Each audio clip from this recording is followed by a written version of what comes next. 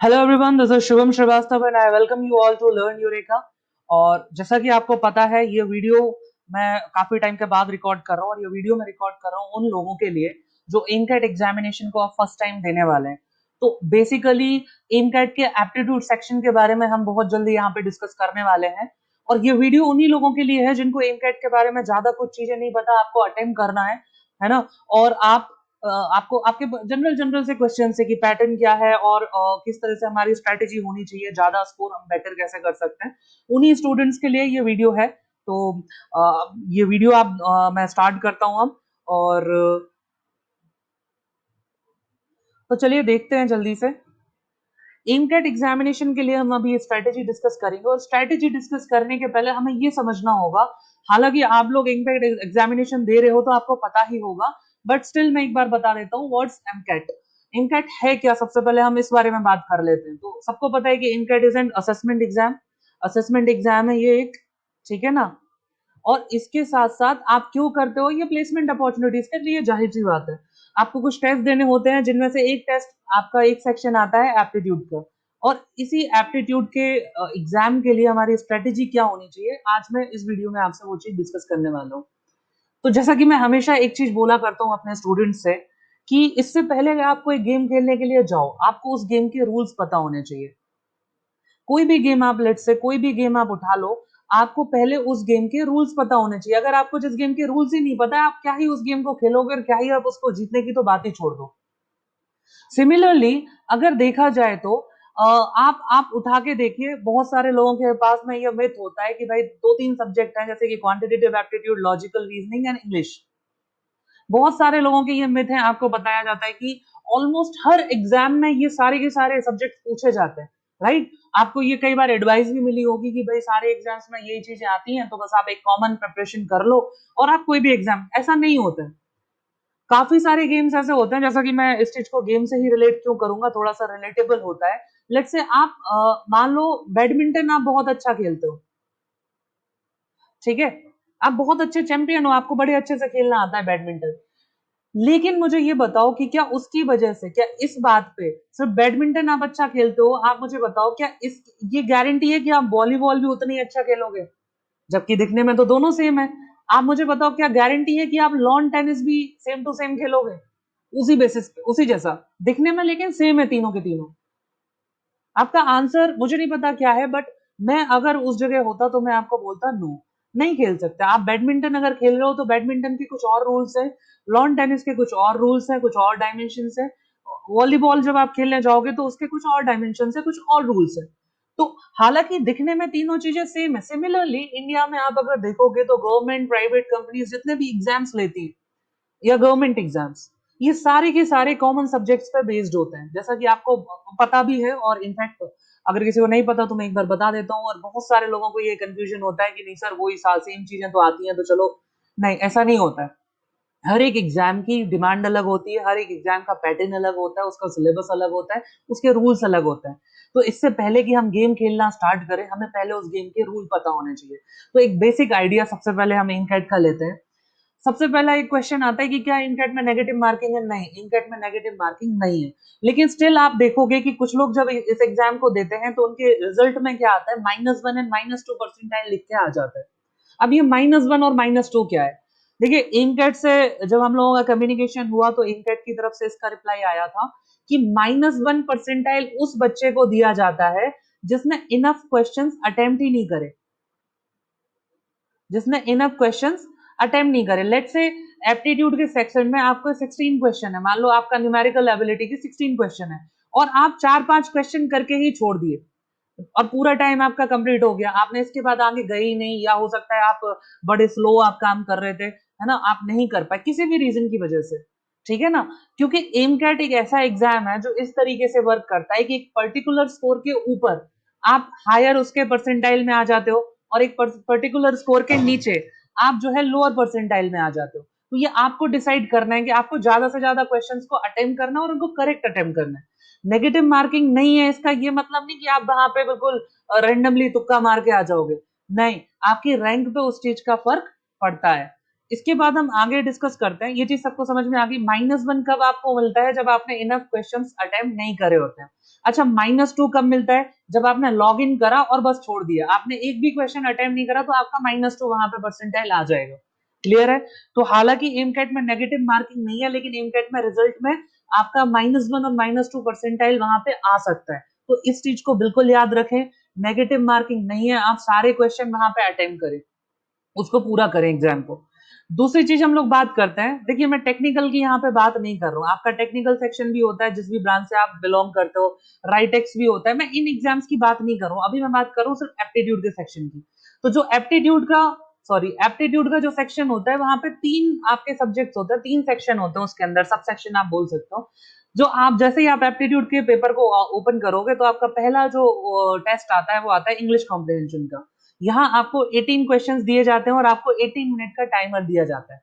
यहाँ देखो एक इंपॉर्टेंट चीज क्या है, जो आपको नीचे 2 पॉइंट्स लिखे हुए हैं कि section switching not allowed and question switching ये भी नॉट अलाउड। आपका इनकेट में खास बात क्या है, देखिए कई सारे एग्जाम्स ऐसे होते हैं कि अगर मान लो ये 3 सेक्शन आपके साथ है, अब देखो कहने को ये 3 ही सेक्शन है, कुछ कुछ एग्जाम्स में क्या होता है कि एक कॉमन पूल हो गया, जैसे लेट्स से यहाँ 18 है, यहाँ 12 क्वेश्चन है, यहाँ 16 क्वेश्चन है। पहले हम देख लेते हैं, इंग्लिश के 18 क्वेश्चन आते हैं, रीजनिंग के 12 क्वेश्चन आते हैं और एप्टीट्यूड के 16 क्वेश्चन आते हैं। टोटल क्वेश्चन कितने हो गए? ये 18, 12 एंड 16। ये टोटल क्वेश्चन कितने हो गए? ये आपका 46 क्वेश्चन हो गए। तो कुछ एग्जाम्स में क्या होता है कि 46 क्वेश्चन आपको मिक्स करके दे दिए जाते हैं, या मान लो सेक्शन वाइज भी हैं, लेकिन वहां पे क्या होता है, सेक्शन स्विचिंग अलाउड कर देता है। जैसे मान लो आप इंग्लिश का कोई पेपर कर रहे हो, आप इसको छोड़ के लॉजिकल रीजनिंग पे जा सकते हो या न्यूमेरिकल एप्टीट्यूड पे जा सकते हो, ठीक है? या एप्टी का कर रहे हो तो आप लॉजिकल पे आ गए या फिर आप इंग्लिश पे आ गए, ये आप कर सकते हो कुछ एग्जाम्स में। कुछ एग्जाम्स क्या करते हैं कि जैसे मान लो इंग्लिश का पेपर है, अब आपको इंग्लिश के लिए 18 मिनट्स मिले हुए हैं, तो यहाँ कुछ पेपर में क्या होता है कि सेक्शन स्विचिंग अलाउड नहीं होती, जैसे कि एमकेट में सेक्शन स्विचिंग अलाउड नहीं है। आप इंग्लिश को कंप्लीट करे बिना या उसके टाइमर को पूरा हुए बिना आप अगले वाले टेस्ट पे नहीं जा सकते हो। क्लियर है? तो कुछ कुछ जगह क्या होता है कि सेक्शन स्विचिंग अलाउड नहीं होती, लेकिन वहां क्वेश्चन स्विचिंग अलाउड होती है।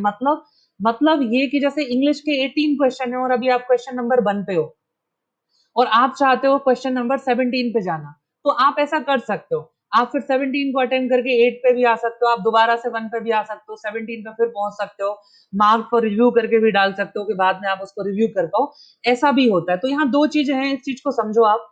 सेक्शन स्विचिंग क्या होती है, जब आप इन 3 सेक्शन में आपस में एक दूसरे को स्विच करके उसको स्विच करके दूसरे सेक्शन में जा सके, ये इनकैट में अलाउड नहीं है। इनकैट में आप इंग्लिश कर रहे हो तो आपको इंग्लिश का करना पड़ेगा पहले 18 मिनट्स तक, अब आप कर रहे हो नहीं कर रहे हो ये तो 18 मिनट तक फिर चल जाएगा। लॉजिकल रीजनिंग फिर स्टार्ट हुआ, 20 मिनट्स का आपको टाइम मिला यहाँ पे, 20 मिनट्स में अगर कर लिया तो बहुत अच्छी बात है, नहीं कर पाए तो फिर ऑब्वियस सी बात है, कोई वो दिक्कत नहीं है ना, उसके बाद ही आप एप्टीट्यूड पे जा सकते हो, इसका क्वांटिटेटिव एबिलिटी पे जा सकते हो। जब ये खत्म होगा तब आप इस पे आओगे, ये होती है सेक्शन स्विचिंग, जो कि इसमें अलाउड नहीं है। ठीक है, अगर अलाउड होती तो आप इंग्लिश के साथ में फिर एप्टी भी कर सकते थे, फिर स्विच करके लॉजिकल पे भी आ सकते हैं, ये अलाउड नहीं है। क्वेश्चन स्विचिंग क्या होती है कि आप एक ही सेक्शन के, मान लो इंग्लिश के 18 क्वेश्चन है, तो इन 18 क्वेश्चन को मान लो आप ये 1 2 3 4 ऐसे करके 18 क्वेश्चन है, क्या इनमें आप स्विचिंग कर सकते हो? एमकैट आपको ये भी अलाउड नहीं करता है, ये बहुत इंपॉर्टेंट चीज है। एक और इंपॉर्टेंट चीज यहाँ पे मैं आपको बताना चाहता हूँ कि एमकैट ने अपनी वेबसाइट में ये जो 2 टाइमर्स हैं, इनको रिस्पेक्टिवली इसको 15 मिनट्स और इसको 20 मिनट्स शो कर रखा है, बट एक्चुअल एग्जाम जब होता है तो ये आपको इसके लिए 20 मिनट और इसके लिए 25 मिनट्स दे देते हैं।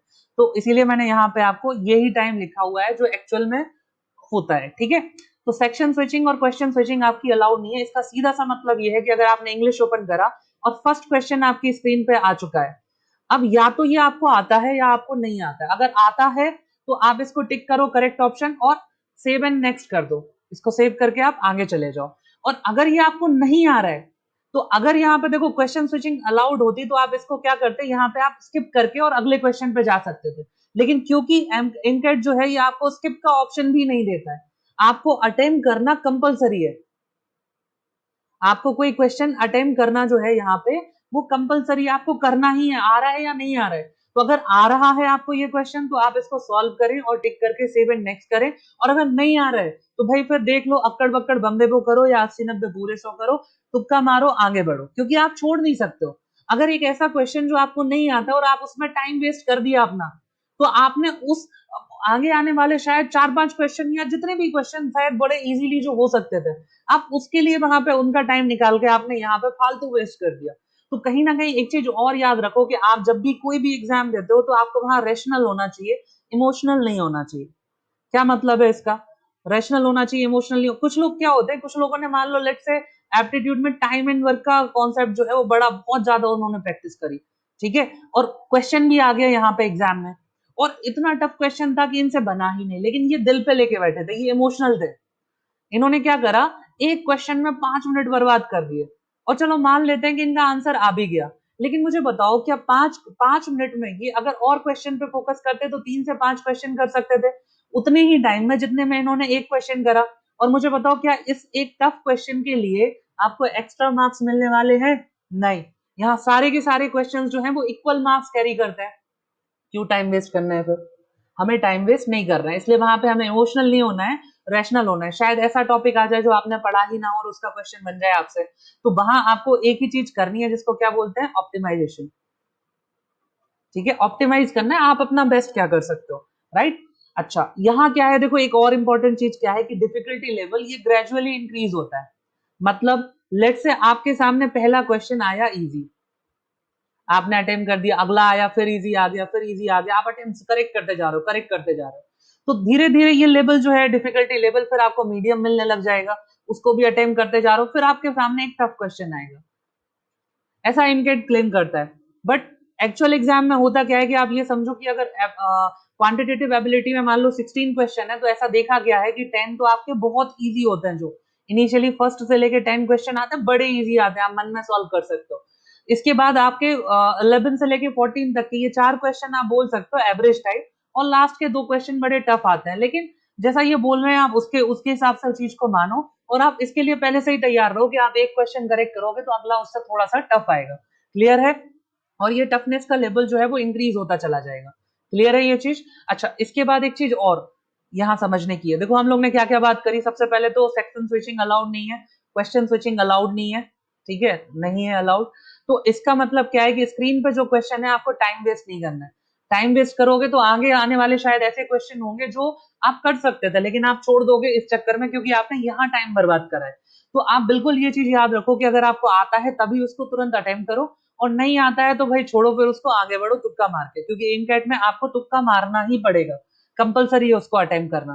ठीक है, स्ट्रेटेजी हमारी एग्जाम के हिसाब से चेंज हो जाती है। क्लियर है? यहाँ आप स्किप नहीं कर सकते हो। अच्छा, ये स्ट्रेटेजी आप दूसरे एग्जाम पे नहीं लगा सकते हो, उसके लिए आपको दूसरे एग्जाम्स के रूल पता होने चाहिए कि उनके रूल्स क्या है।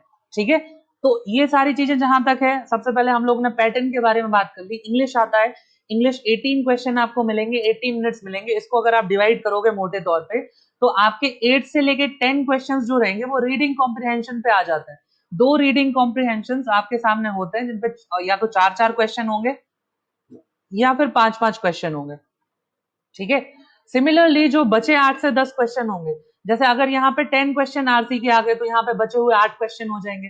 अगर यहाँ आरसी के 8 क्वेश्चन आए तो यहाँ पे बचे हुए 10 क्वेश्चन रहेंगे। लेट्स से मैं थोड़े उसके लिए थोड़ा सा ऐसे इसको मान लेता हूँ कि आपके आरसी के 8 क्वेश्चन हो गए, ठीक है।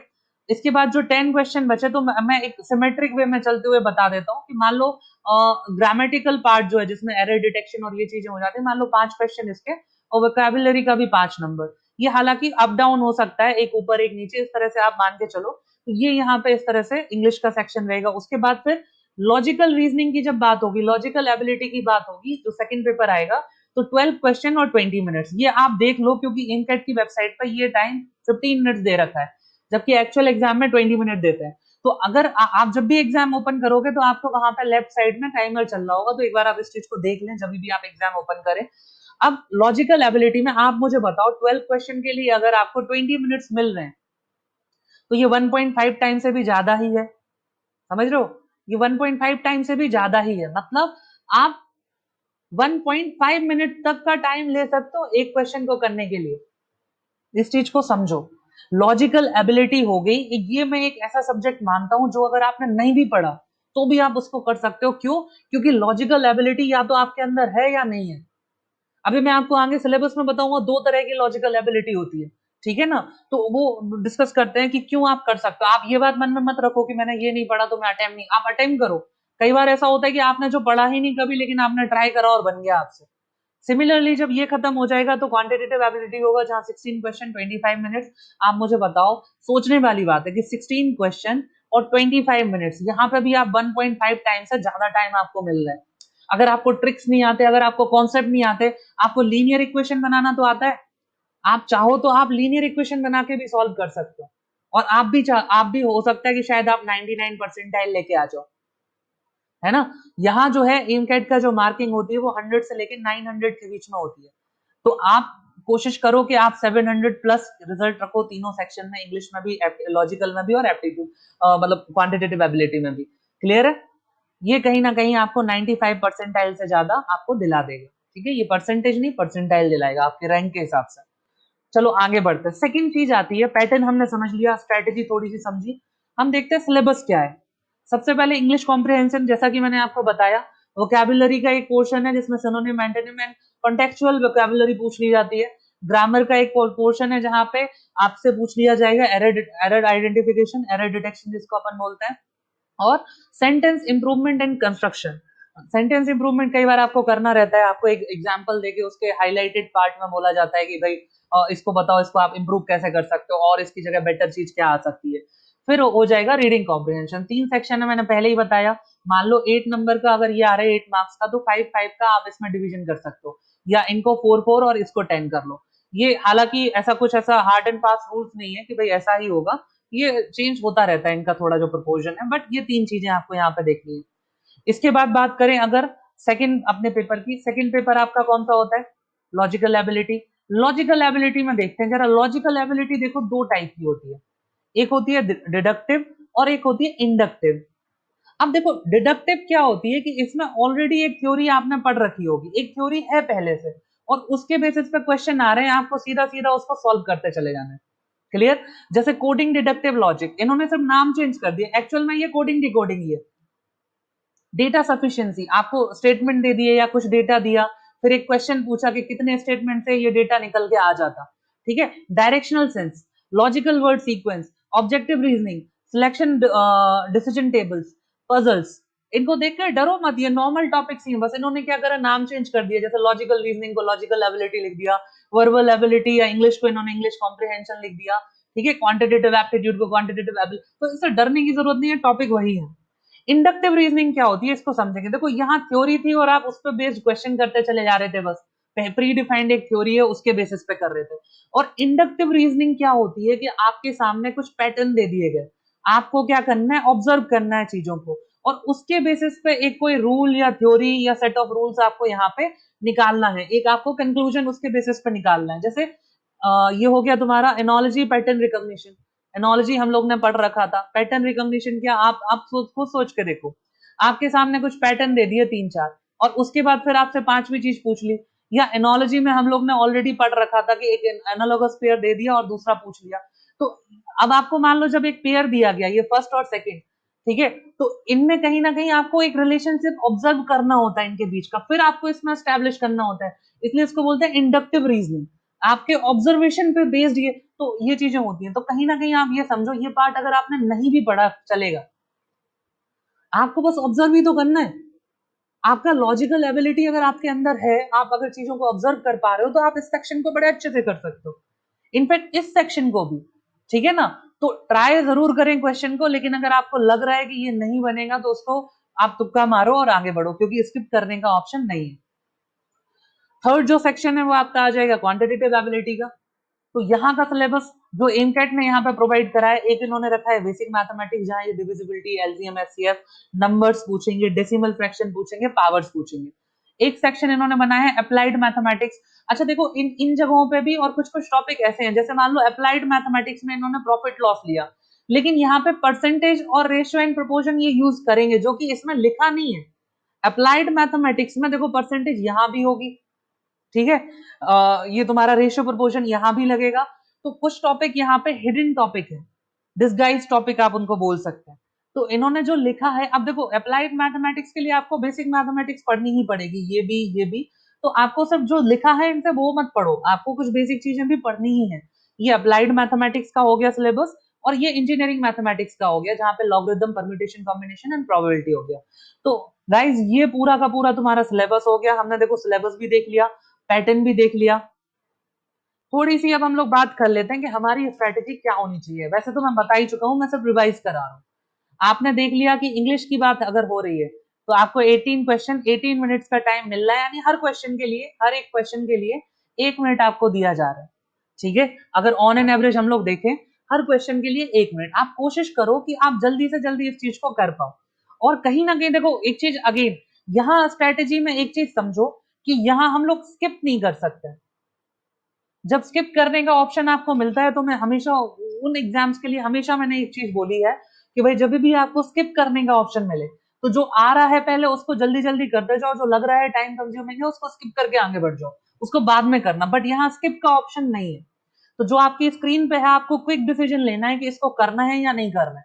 अगर आपको लग रहा है कि आप कर सकते हो आप तुरंत उसको अटेम्प्ट करो, और अगर लग रहा है कि ये पढ़ा ही नहीं, आता ही नहीं, लेट से मान लो वोकैब की अगर मैं बात करूं इंग्लिश में, आपको मीनिंग ही नहीं पता, अब बताओ, अब उसमें कोई लॉजिक तो नहीं लगा दोगे ना, या तो पता है या नहीं पता है। अगर नहीं मालूम है आपको तो आप तुरंत उसको अटेम्प्ट करके और आगे बढ़ जाओ, देख लो। ठीक है ना, देख ऐसे लो कि भाई भाई तुक्का ही मारना है तो फिर मार लो, क्या दिक्कत है ना। स्किप का ऑप्शन तो वो दे नहीं रहे। आप आए मान लो लॉजिकल रीजनिंग पे, आप आ गए लॉजिकल एबिलिटी पे, आपको 12 क्वेश्चन के लिए 20 मिनट्स मिल रहे हैं। एक तो देखो टाइम ऑलरेडी बहुत है, लेकिन स्टिल अगर आपने कोई चीज पढ़ी है तो आप पहले उसको करो। ठीक है, और अगर आपके सामने कोई ऐसी चीज आ गई जो आपने नहीं पढ़ी है तो भाई आपको तुक्का ही मारना है और तुक्का मार के आगे बढ़ना है फिर। ठीक है, ये चीज आप समझो। हालांकि देखो अब इसका एक इफेक्ट तो नेगेटिव इफेक्ट तो पड़ेगा। आप सोचो देखो यहाँ पे नेगेटिव मार्किंग नहीं है, नेगेटिव मार्किंग नहीं है, लेकिन मुझे बताओ 12 क्वेश्चन में से एक बंदे ने 12 के 12 करेक्ट करे हैं और एक बंदे ने 8 करेक्ट करे हैं, 4 इनकरेक्ट करे हैं। रैंकिंग वाइज मुझे बताओ किसको प्रेफरेंस देंगे? ये ऑब्वियस सी बात है, इसी को प्रेफरेंस देंगे। समझ पा रहे हो? तो आपके परसेंटाइल में थोड़ा बहुत चेंज ऊपर नीचे देखने को मिल सकता है, आपके मार्क्स जो है वो ऊपर नीचे देखने को मिल सकते हैं। हाउएवर यहाँ पे नेगेटिव मार्किंग नहीं है। क्लियर है? तो ये चीज हमें यहाँ पे ध्यान रखनी है। सेम एप्टीट्यूड के लिए भी है, 16 क्वेश्चन है, 25 मिनट्स है, टाइम ऑलरेडी ज्यादा है, 1.5 मिनट यानी 1.5 मिनट से ज्यादा आप एक क्वेश्चन पे टिक सकते हो। अगर आपको नहीं आ रहा है तो आप लीनियर इक्वेशन बना के भी सॉल्व कर सकते हो, इतना टाइम आपके पास है। बट भाई ये चीज याद रखना कि सामने जो ऊपर टाइमर चल रहा होगा उस पर नजरें जमा के रखना। ये नहीं होना चाहिए कि पता चला तुम करते करते ये हो गया कि तुमने 4-5 ही क्वेश्चन अटेम्प्ट करे, पूरा टाइम निकल गया और जो मैंने तुम्हें बताया था कि -1 और -2 में आ गया तुम्हारा रिजल्ट। क्योंकि एमकैट इस तरह से वर्क करता है कि मान लो लेट से ये इनका स्पेक्ट्रम है, इन्होंने ये कट ऑफ टाइप का डिसाइड कर दिया, इसके ऊपर अगर आप कर रहे हो तो ये थोड़ा सा एडवांटेज देके आपको ऊपर वाले अपर साइड भेज देंगे, और अगर नीचे स्कोर करा है तो ये सीधा नीचे भेज देंगे। ये थोड़ा सा एमकैट के साथ में प्रॉब्लम है, तो इन सारी चीजों को ध्यान में रखते हुए ही हम चीजों को सॉल्व करें। ठीक है, कोई भी एग्जाम जब हम देने जाते हैं कुछ चीजें बेसिक्स होती हैं, जैसे फॉर एग्जांपल मैंने आपको एक चीज बताई थी कि रैशनल हमें बनना है, इमोशनल हमें नहीं बनना है। हो सकता है कि आपके सामने ये सिचुएशन आ जाए कि आपने कोई चीज पढ़ी और आपको वो नहीं आ रही, वहां पे छोड़ दो, कोई दिक्कत नहीं है, रफ आइडिया लगा के कर दो, है ना। तो इसी तरह से हमें कहीं ना कहीं ऑप्टिमाइजेशन इनकैट में करना पड़ेगा। जब आप इनकैट एग्जाम दो दे दोगे उसके बाद आपका रिजल्ट आएगा तो एक डिटेल्ड रिपोर्ट ये बना के आपको देते हैं। उस डिटेल रिपोर्ट के बेसिस पे फिर आपको अदर्स जो कंपनीज के कॉल आने फिर स्टार्ट हो जाते हैं। तो कहीं ना कहीं स्ट्रेटेजी के नाम पे हमें करना यही है। मैं ऑलरेडी वो चीजें आपको बता चुका हूँ, इसलिए मैं रिपीट ही कर रहा हूँ एक तरीके से। ठीक है, कि सबसे पहले आप अपने सारे के सारे रूल्स एंड रेगुलेशन को ध्यान में रखो और इसके बेसिस पे हमें करना क्या है, जो आ रहा है उसको आपको तुरंत टिक करके आगे बढ़ना है। टाइम वेस्ट हमें नहीं करना है बिल्कुल भी। ठीक है, अगर आपको लग रहा है कि ये चीज की जा सकती है तब उस पर टाइम उसमें मतलब इन्वेस्ट करो, अदरवाइज टाइम वेस्ट करने की जरूरत नहीं है। ये चीज बिल्कुल बहुत अच्छे से आप लोग यहाँ पे समझ लो। ठीक है, दूसरी चीज जो लेवल है क्वेश्चन का वो एवरेज ही रहता है, और मैं तो ये कहूंगा कि इजी से लेके एवरेज ही रहता है। एक या दो क्वेश्चन ऐसे हैं जिनको आप टफ या मान लो मीडियम की श्रेणी में मैं डालूंगा यहाँ पे, मीडियम वाली कैटेगरी में। तो ये चीज आपको यहाँ पे ध्यान में रखनी है। आई होप ज्यादातर चीजें मैंने इस वीडियो में क्लियर कर दी हैं इनकैट के एप्टीट्यूड सेक्शन से रिलेटेड। और अगर इसके बाद आपके मन में कोई डाउट आता है तो आप कमेंट सेक्शन में जाके वो चीज पूछ सकते हैं। ठीक है, और उसका आपको रिप्लाई जहां तक है वो मिल जाएगा। और अगर ये वीडियो पसंद आई है तो आप चैनल को सब्सक्राइब जरूर करें, ताकि आगे कोई भी इंपॉर्टेंट वीडियो आती है तो आपको उसका नोटिफिकेशन मिल जाए। बेल आइकन पे आप क्लिक करना पड़ेगा ऑब्वियसली उसके लिए, तो सब्सक्राइब करने के साथ साथ बेल आइकन पे भी क्लिक करना। Thank you so much.